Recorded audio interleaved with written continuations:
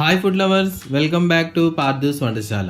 ఇవాళ మన వంటశాలలో రెగ్యులర్గా మనకి కిచెన్లో అవసరమయ్యే చింతపండు పులుసు నెల రోజుల పాటు నిల్వ ఉంచుకునేలా ఎలా తయారు చేసుకోవాలో ఈ వీడియోలో తెలుసుకుందాం.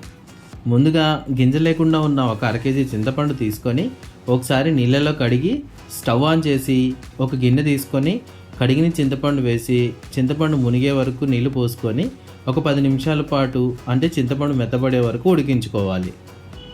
10 నిమిషాల తర్వాత స్టవ్ ఆఫ్ చేసి పక్కన పెట్టి చల్లార్చుకోండి.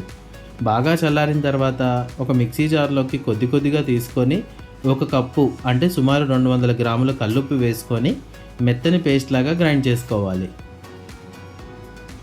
ఇప్పుడు స్టవ్ ఆన్ చేసి ఒక మందపాటి గిన్నె తీసుకొని అందులో గ్రైండ్ చేసుకున్న చింతపండు పేస్ట్ వేసి 1/4 కప్పు అంటే సుమారు 150 గ్రాముల ఆయిల్ వేసుకొని ఒకసారి బాగా కలిపి 2 టేబుల్ స్పూన్ల పసుపు వేసి మరోసారి కలిపి స్టవ్ని మీడియం ఫ్లేమ్లో ఉంచి మూత పెట్టుకొని మధ్య మధ్యలో కలుపుతూ కనీసం 20 నుండి 25 నిమిషాల పాటు ఉడికించుకోవాలి.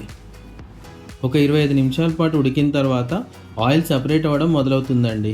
అలా ఆయిల్ సెపరేట్ అయ్యాక స్టవ్ ఆఫ్ చేసి బాగా చల్లారిన తర్వాత తడి తగలకుండా ఒక ఎయిర్ టైట్ కంటైనర్లో స్టోర్ చేసుకుంటే కనీసం నెల రోజుల పాటు నిల్వ ఉంటుంది.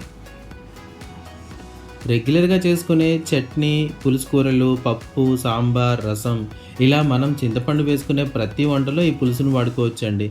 అంతేకాక ఇలా ఒకసారి తయారు చేసుకుంటే కిచెన్లో మన పని చాలా సులువు అవుతుంది. ఈ వీడియో కనుక మీకు నచ్చినట్లయితే లైక్ చేసి అందరికీ షేర్ చేయండి. ఇలాంటి మరెన్నో వీడియోల కోసం మన ఛానల్ని సబ్స్క్రైబ్ చేసుకోండి.